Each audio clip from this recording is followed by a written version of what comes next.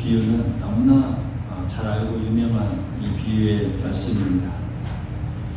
흔히들 탕자의 비유, 또 잃은 아들의 비유, 또 두 아들의 비유 이렇게 부르기도 하죠. 내용은 그렇게 어렵지 않습니다. 누구나 쉽게 알 수 있는 내용이지만 그 속에 담겨져 있는 그 심오한 진리는 아주 깊습니다. 이렇게 심오한 진리를 이 간단한 비유를 통해서 가르치는 것이 주님의 좋은 방법이기도 합니다. 하나님께서 어떻게 죄인을 사랑하시는지 그 깊은 진리를 오늘 이 비유를 통해서 잘 가르쳐주고 있죠. 어떻게 인간이 하나님을 배반하며 타락되는 그 모습이 어떤가? 그리고 어떻게 그와 같은 가운데서 돌이켜 회개하여 하나님께 돌아오는 그 모습은 어떠한가? 또한 하나님께서 어떻게 그 죄인을 기쁘게 맞아 주시는지, 또 그 죄를 어떻게 사해주고 또 축복해 주시는지, 그런 이 하나하나의 모습들, 그런 여실한 모습들을 이 간단한 이야기 가운데서 잘 보여주고 있는 그런 이 비유의 말씀이다라고 볼 수 있습니다. 그래서 어떤 분은 이 비유를 복음 중에 복음이다라고 이렇게 말하기도 합니다. 여러분, 우리가 인생을 살면서 때로는 방황하기도 하고 많은 사람들이 그렇습니다. 또 자기 뜻대로 살아보겠다고 결심할 때도 있습니다. 그러나 그 길 끝에서 무엇을 발견하는가라는 게 그 끝에 무엇을 발견하게 됩니다. 오늘 우리가 이 말씀을 통해서 하나님의 사랑과 용서, 그리고 그 길을 돌아설 때 주시는 그 은혜, 우리가 다시 한번 생각하면서 또 하나님의 크신 은혜를 누릴 수 있기를 간절히 소망하겠습니다. 먼저 우리가 한번 살펴봐야 할 점은 그렇습니다. 이 둘째 아들이 아버지를 떠난 이 이유, 동기가 어디에 있는가라는 점입니다. 쉽게 말하면 이 아들은 이 자유를 바란 것 같습니다. 하나의 자유를 동경했던 것 같습니다. 어딘가부터 이 독립하고 해방을 원했던 것 같죠. 내 마음대로 이 살아보겠다는 그런 생각을 했던 것 같습니다. 요즘 많은 또 자녀들이 그렇기도 하고, 자라면서 학생들도 그렇고 청년들도 이렇게 어느 정도 자라다 보면은 이렇게 추구하는 모습이기도 하죠. 부모를 떠나서 독립하고 싶기도 하고, 또 자유롭게 살고 싶기도 하고, 이래라 저래라 간섭 없이 살아보고 싶은 그런 마음들, 이런 이 자유를 동경하는 이 마음이 물론 잘못된 마음은 아닙니다. 누구나 어떤 이 자유와 또 독립과 무엇으로부터 해방을 원하는 것은 누구나 가지고 있는 어떤 심정이죠. 그러나 우리가 여기서 깊게 생각해야 될 것은 무엇입니까? 하나님을 떠나서의 자유가 무엇인가라고 하는 것. 하나님을 떠나서의 이 자유가 우리에게 무엇을 의미하는가? 하나님의 거룩한 뜻과 의로운 길을 떠나서 하나님께서 만드신 우리의 인생의 법칙, 또 자연의 법칙, 이것을 떠난 자유가 무엇을 의미하고 또 그런 자유가 과연 있을 수 있는가라고 하는 질문입니다. 새가 공중에서 날고 살아야 하는데 여러분, 그 자연 법칙을 떠나서 거기에 자유가 있겠습니까? 물고기가 물속에서 살아야 하는 그 자연 법칙을 떠나서 자유가 있겠는가? 그것을 떠난다고 하면 그것은 자유가 아니라 불행이요 또 죽음을 의미할 것입니다. 오늘 우리의 사회를, 또 우리나라의 과거 이 사회를 뒤돌아보면 여러분, 그렇게 이 자유를 부르짖고 그렇게 자유를 외치고 또 결국은 그 자유를 얻어냈습니다. 그러나 이 모든 것에서 우리가 이 자유가 된 것처럼, 자유롭게 된 것처럼 생각하는데, 여러분 지금 우리의 오늘날의 사회 현상은 어떻습니까? 자유롭다고 하지만 그 자유가 마냥 자유로운 것처럼, 그래서 하나님의 이 공의에서도 하나님의 법에서도 자유가 된 것처럼 이 도덕적인 이 법에서도 윤리에서도 자유가 되는 것처럼 이 국가의 법 앞에서도 그냥 마냥 자유롭게 해버리는 것처럼 돌아가는 오늘 이 모습을 보면서 우리가 한번 이 생각해보는 부분이기도 합니다. 오히려 그 자유가 서로 구속하고 억압하는 세상이 되어버렸지 않나 라는 것을 한번 또 생각해봅니다. 그래서 우리가 분명히 잘 분별할 줄 알아야 합니다. 그러한 것들은 자유가 아니고 하나님 편에서 보면 방종입니다. 떠난 것입니다. 마치 물고기가 물을 떠난 것처럼. 그렇죠? 하나님을 떠나서 진정한 자유가 있느냐 하는 것입니다.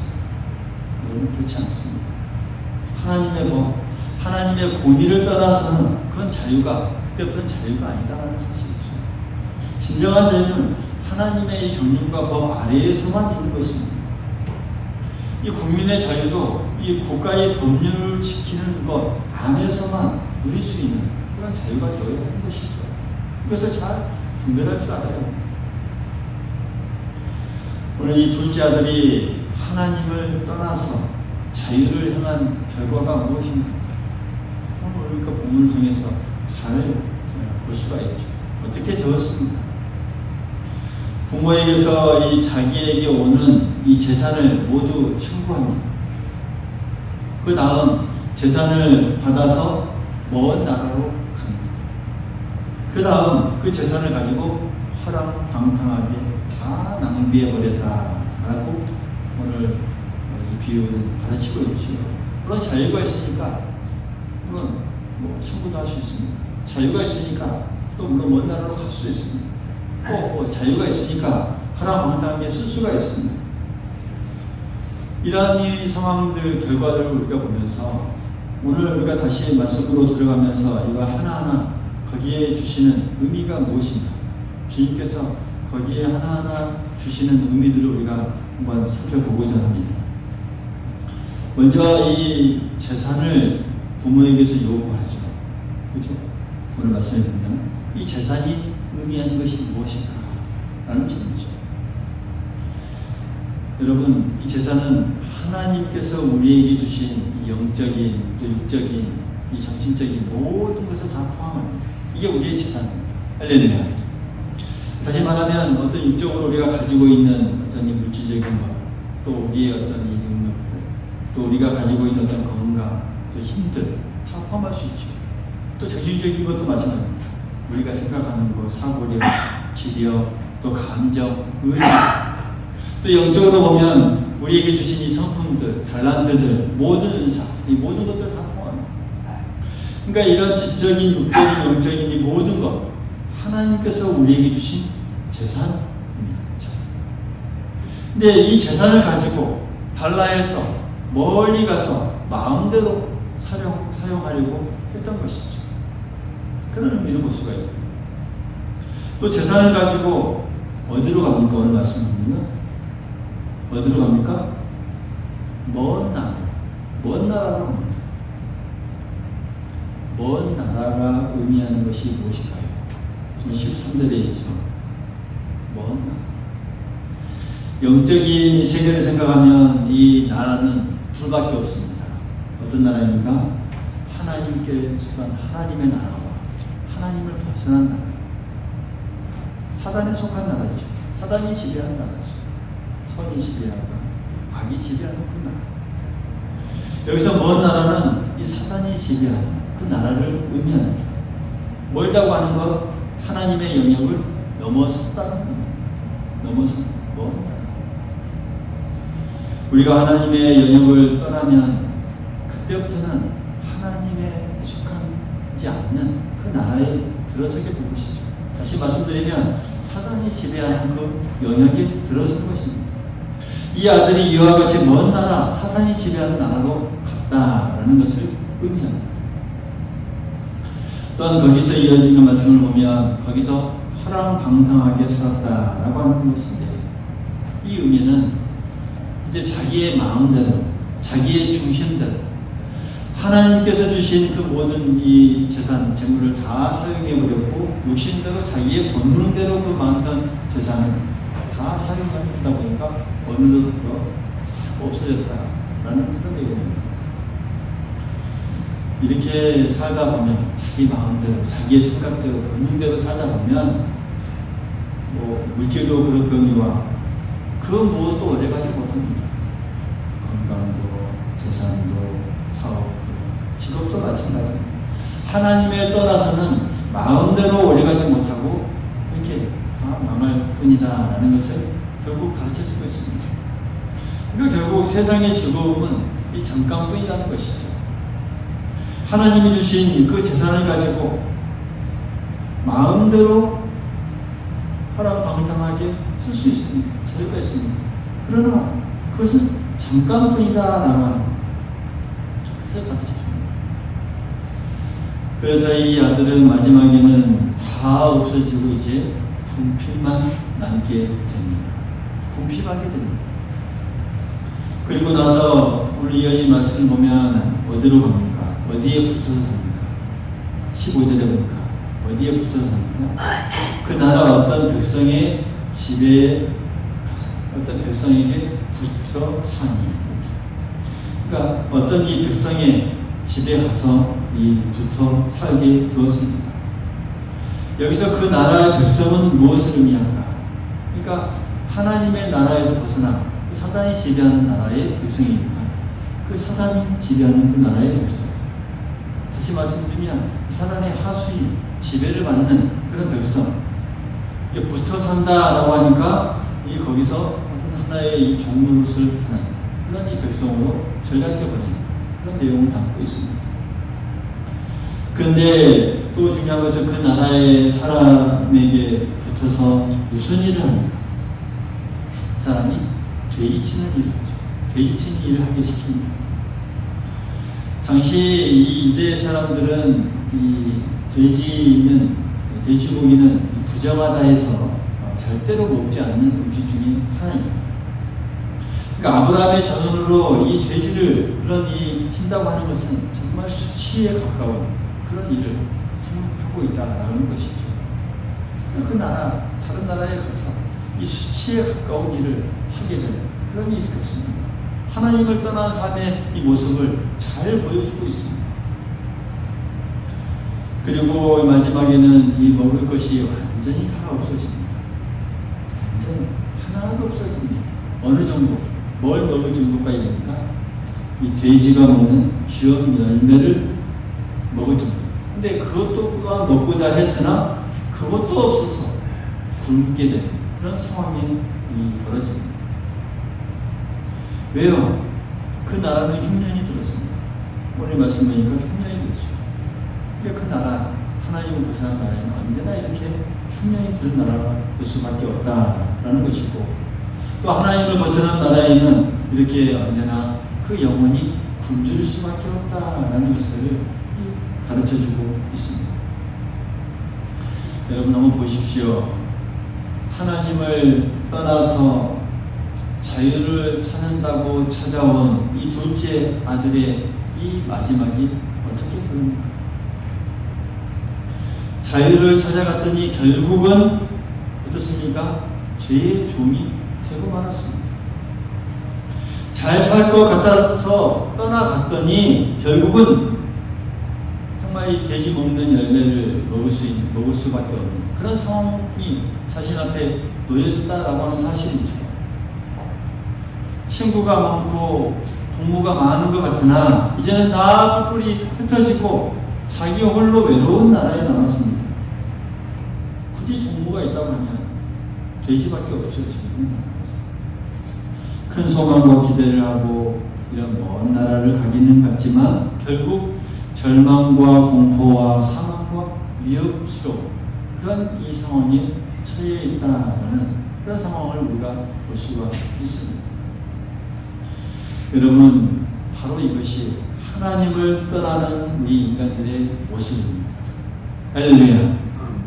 하나님을 떠난 자들의 이 모습이 이렇습니다. 또 이것을 바꿔보면 하나님께 가까이 다가오지 못한 자들의 모습이 바로 이와 같다라는 사실을 우리에게 잘 가르쳐주고 있습니다. 하나님을 떠난 영혼은 여러분 죄의 종이 됩니다. 할렐루야. 아멘. 하나님을 떠난 영혼은 매우 외롭고 이처럼 고독합니다. 살 때에도 외롭지만 또 마지막 죽어갈 때도 더욱 외로운 삶. 마지막에는 절망과 또 암흑과 고통과 사망과 영원한 사망에 빠지고 만다라는 사실을 잘 가르쳐주고 있습니다. 여러분, 근데 그렇게 정말 이 참혹한 상태에 빠졌던 이 아들이 어떻게 구원을 얻었습니까? 오늘 말씀을 보면 17절에 보면 이렇게 참혹한 형편에 빠지고 나서야 그거 그렇게 보면 이 17절에 뭐라고 합니까? 스스로 돌이켰다라고 기록합니다. 할렐루야. 스스로 돌이켜. 스스로 돌이켜. 물론 이렇게 되기 전에 돌이키면 얼마나 더 좋겠습니까? 할 수만 있으면 이렇게 되기 전에 돌이켜야 합니다.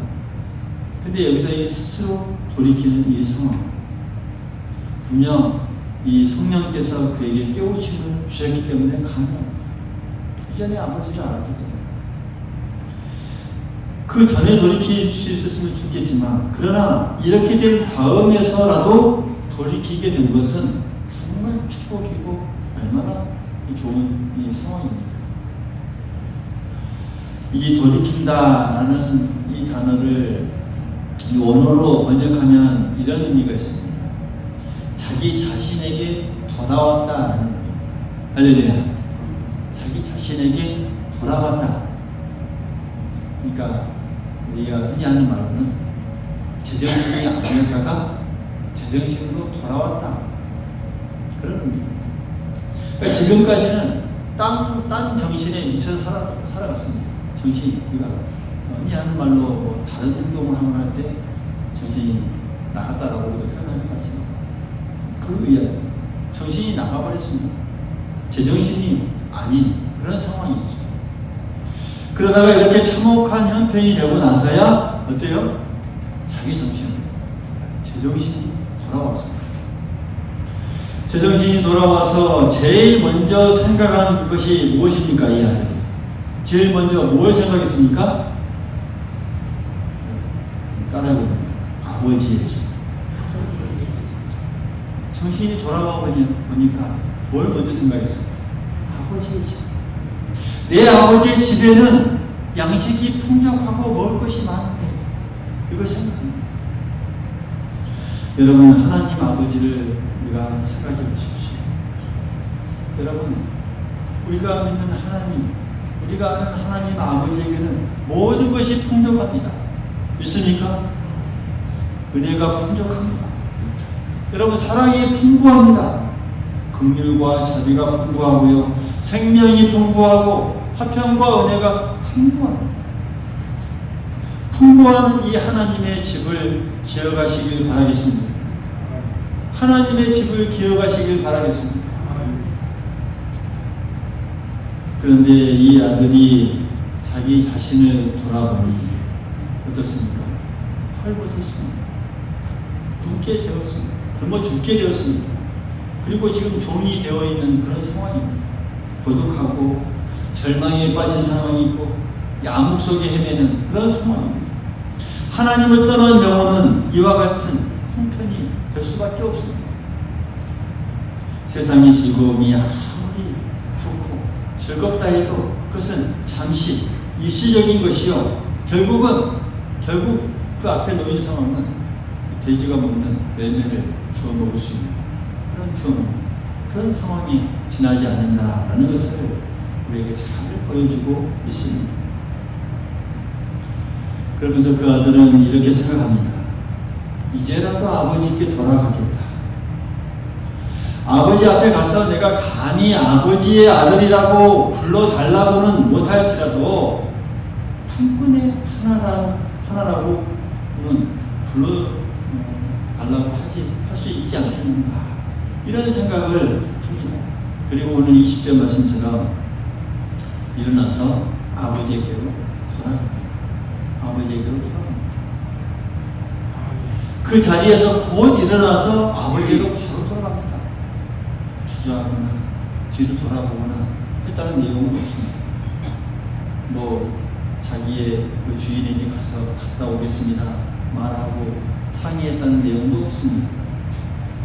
이 부분 우리가 잘 한번 볼 수 있어야 합니다. 생각만 해서도 안 되고 또 후회만 해서도 안 되고 이 결심만 해서도 안 된다라고 하는 사실, 왜 결심하고 또 후회하고 생각했다면 바로 그 자리에서 일어나 돌아가야 한다는 사실, 오늘 바로 돌아갔습니다 라고 하는 겁니다. 그래서 돌아갈 수 있는 이 은혜라고 하는 것은 참 귀한 것이 아닌가 생각합니다. 바로 행동의 결단이요 또 우리의 움직임이 포함된 그런 이 결단이기 때문입니다. 오늘 우리 둘째 이 아들에게서 배울 점은 바로 이렇습니다. 이 잘못된 것을 알 때, 그릇된 것을 알 때 그 자리에서 곧 일어나서 돌아가는 것. 참 중요합니다. 그럼 우리가 이 삼손의 이야기를 우리가 잘 압니다. 삼손은 자기가 좋아하는 블레셋 여인 들릴라의 무릎에 들어누워서 잠을 자다가 머리카락을 다 잘려서 망한 사람입니다. 여러분, 우리가 그 상황을 한번 상상해 볼 수 있죠. 어떤 상황입니까? 아마 좋아하는 그 여자의 무릎에 이게 안아서 누워서 한참 잠을 자고 있으면서 이제 일어나야지 아마 생각을 했을 것입니다. 그러면서도 좋아하는 사람의 무릎에 이렇게 누워있으니까 조금 더 자야겠다라고 생각을 하지 않았을까요? 그러면서도 또 깨면서도 아니야, 이러면 안 돼. 일어나야 돼. 안 돼. 일어나야 돼. 아마 갈등이 충분히 있었을 것입니다. 그러면서 또 잠이 들었고 일어날까 말까. 이렇게 자는 동안에 이 마지막에는 머리를 다 깎였고 마지막에는 힘을 다 잃었고 마지막에는 망하고 말았습니다. 여러분, 우리가 어떤 이 잘못을 할 때는 분명히 우리가 깨닫습니다. 하나님이 싫어하는 줄 아는 것을 우리가 깨닫습니다. 또 우리가 혹은 죄의 자리에 있을지라도 죄 가운데 있는 것을 분명히 우리가 압니다. 내가 안 돼. 이 자리에서 일어나야 돼. 이렇게 하다가 또 일어날까 하다가 이렇게 삼촌처럼 다시 벌써 주저앉고 마는 게 또 우리의 이 모습이 아닌가 우리가 생각해 볼 수 있는 부분이죠. 우리가 이 잘못을 깨우칠 때 행동하고 돌아서고 일어서는 것, 그것은 그리스도인에게서 참 중요한 부분입니다. 성령께서 우리에게 분명히 깨우쳐 줍니다. 선한 양심을 주시고 바로 알게 해주십니다. 돌아설 수 있어야 합니다. 이 둘째 아들은 그렇게 했습니다. 바로 돌아섰습니다. 이 아들이 만일 그렇게 하지 않았다면 아마 구원은 그에게 있지 않았을 것입니다. 자기가 그릇된 줄 알고 그것을 깨달았을 때에 그 자리에서 일어나서 돌아갔습니다. 행동하고 바로 실천에 옮기는 그런 순종의 모습, 뒤돌아보지 않는 그런 이 모습들 참 중요하지, 우리의 신앙에서 중요하다는 것을 우리가 깊이 깨달을 수 있기를 간절히 소망하겠습니다. 그런 이 굳은 마음으로 돌아서서 떠났을 때에 어떻습니까? 오늘 말씀에 보면 멀리서 아버지가 미리 기다리고 계시다가 버선발로 뛰쳐나오면서 내가 이제 오느냐 하면서 목을 안고 입을 맞춰주는 그런 모습을 오늘 우리가 볼 수가 있죠. 너의 모든 이제 잘못을 다 용서한다는 그런 사랑의 표현입니다. 내게 과거를 묻지 않겠다. 너의 이 과거의 모든 이 잘못, 죄를 다 용서한다라는 그 사랑의 이 표현을 지금 하고 있습니다. 여러분, 우리가 아무리 이 과거의 죄를 지었다 할지라도 그 죄를 회개하고 하나님 앞에 돌아와서 예수 그리스도의 십자가를 붙들 때에는 이처럼 하나님께서 우리의 과거를 묻지 않으십니다. 믿습니까? 우리의 과거를 묻지 않습니다. 다 받아주십니다. 그리고 이 아버지가 이 아들을 보니까 입은 옷이 어떻습니까? 이 돼지를 치던 그 옷 그대로 입고 더럽고 냄새나는 누더기 옷 그대로 입고 왔죠. 종을 불러서 얼른 옷을 가져오라 했고 그 모든 새 옷으로 갈아입혀 주십니다. 우리가 마치 그렇습니다. 하나님께 나아와 죄를 회개하고 모든 것을 맡기고 하나님께 돌아오면 또 하나님께 나아가 우리가 모든 것들을 다 맡기면 하나님께서 우리를 다 영접해 주시고 맞아주시고 새 옷을 입혀주십니다. 새 마음을 주시고 새 성품을 주시고 또 새 행실을 주시고 새로운 생활을 할 수 있도록 해주십니다. 온전히 우리가 그 새 옷을 온전히 갈아입는 것 참 중요합니다. 그래서 우리가 한번 우리 신앙 가운데 늘 우리가 생각해야 될 점은 것이죠. 우리가 예전에 입고 있었던 그 옷들을 그대로 입고 있진 않았지. 그래서 우리가 다 버려야 합니다. 그리고 갈아입어야 합니다. 그것을 갈아입지 못하다 보니까 공동체에 또 교회에 여러 문제가 일어나고 시험이 일어나는 그런 상황이 벌어지기도 하죠. 그리고 그 아버지는 곧 반지를 가져오라 해서 반지를 끼워줍니다. 보통 반지는 이 인장이 있는 그런 반지죠. 그래서 아들로서 이제 다시 인정해 준다라는 그런 이 표시입니다. 너는 나를 이 품꾼으로 삼아달라고 나에게 말하지만 이게 아니다. 그게 무슨 말이냐? 너는 내 아들이다. 내 아들이다. 그 반지를 끼워줍니다. 그리고 또 보니까 맨발로 다 불어 터졌습니다. 맨발로 와서 좋은 신발을 가져다 신겨줍니다. 앞으로의 이 갈 길이 이 화평의 길이 또 복음의 그런 이 길로 신으로 신겨 주시는 그 은혜, 앞으로의 이 인생길을 더 평안하게 가기 위한 그 신을 신겨 주십니다. 그뿐입니까? 아버지는 너무나 기뻐서 살찐 송아지를 잡고 온 이웃을 초청하고 즐거운 잔치를 벌입니다. 장차 우리에게 또 베풀어 주실 하나님의 천국 잔치를 우리가 이것을 통해서 바라볼 수 있는 것이죠. 우리 믿음의 사람들 하나하나 한 사람 한 사람 그 사람들이 하나님께 나아올 때 이렇게 하나님이 기뻐하시고 큰 잔치를 베풀어 주십니다. 여러분, 오늘 우리가 우리의 신령을 정말 곰곰이 살펴보는 시간이 될 수 있기를 간절히 소망하겠습니다. 내 영혼이 어떤 자리에 있는가? 여러분, 내 영혼이 어떤 나라에 있는가? 영원한 하나님의 나라에 속해 있는가? 아직도 먼 나라에 머물고 있는가? 여러분, 그렇다고 한다면 돌아와야 합니다. 더 가까이 돌아오셔야 합니다. 오늘 말씀을 통해서 우리에게 이 세 가지 교훈을 베풀어 주시오. 하나님을 떠난 삶은 결국 공허하고 절망의 일 수밖에 없다는 사실. 그리고 죄의 자리에 있을 때 바로 하나님께 돌아가는 그런 결단이 우리에게 있어져야 한다는 사실. 그리고 하나님은 언제나 우리를 기다리고 조건 없이 용서하시고 또 품어주시고 회복시켜 주신다는 그런 사실. 오늘 이 말씀을 통해서 우리가 이것을 깊이 깨닫고 또 마음속 깊이 또 우리가 이 사실을 기억할 수 있기를 간절히 소망하겠습니다. 여러분, 혹시 우리의 삶이 오늘 하나님과 멀어져 있지는 않은지 곰곰이 우리가 뒤돌아볼 수 있기를 바라겠습니다. 할렐루야.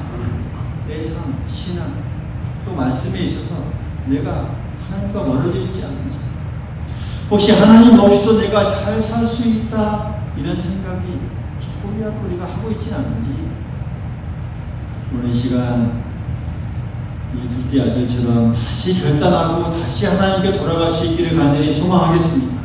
그 돌아서는 은혜가 우리에게 있을 수 있기를 간절히 소망하겠습니다. 하나님은 이미 우리를 향해 달려오고 계십니다. 맞이하고 계십니다. 더 이상 머뭇거리지 말고 하나님께 돌아서는 그런 결단을 내립니다. 그리고 하나님의 품 안에 돌아가서 거기서 은혜를 누리며 새로운 삶을 위해 살아가는 우리 모두가 될 수 있기를 간절히 소망하겠습니다. 아멘.